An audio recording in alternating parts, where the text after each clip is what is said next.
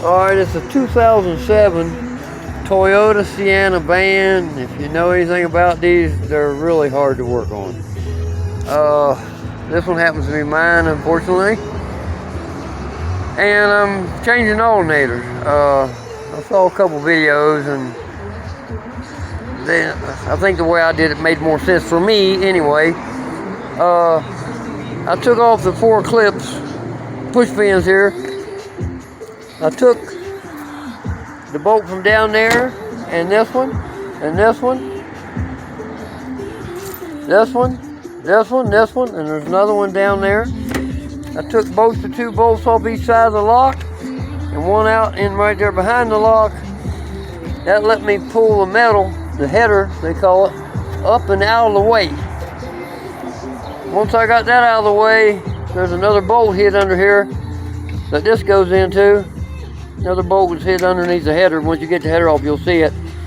And from there, I took the 2 bolts off the top of the fan on each side, and there's 2 10mm bolts on the bottom of the fan on each side.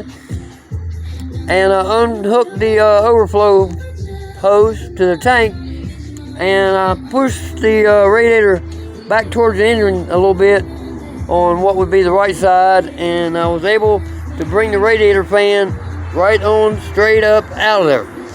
Once I got it out of the way, that made the job a lot easier. I know there's some videos out there that say you don't need to, and they're taking loose the heat shield and the dipstick, but I didn't. There's going to be a 12mm bolt.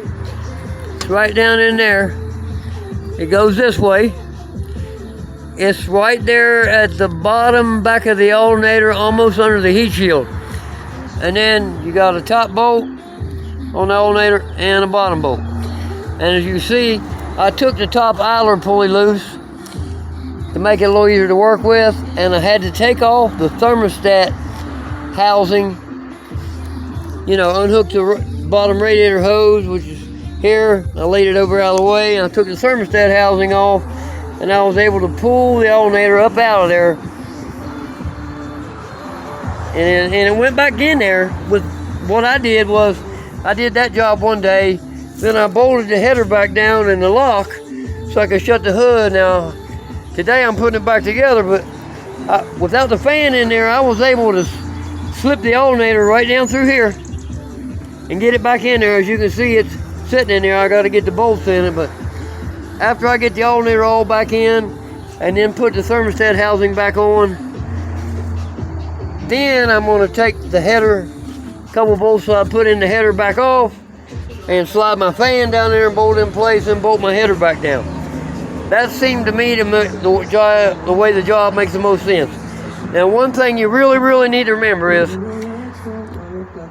there's a bracket on the bottom back side of the alternator, which the little 12mm bolt I was telling you about that's kind of hid down in there goes through that bracket. But once you get the 12mm bolt out and the top and the bottom bolt off the alternator, be real careful, because the wire that goes to the crank sensor is attached to that bracket. So I had to hold the alternator out and over this way as far as I could, and I took a small crowbar and went down in there. I was able to push on the plastic tab, and that disconnected the wire from the bracket, and after that I bring it out. A lot of people have not realized the wire was attached and kept yanking on the alternator until they broke the crank sensor wire, so you don't want to do that. Just be very much aware of that. I was able to put the belt off and on without putting it up on the lift. I actually did the job right here in the parking lot. Of course, when I'm done, I'll probably run it up on the rack and put the bottom 2 bolts back in the fan.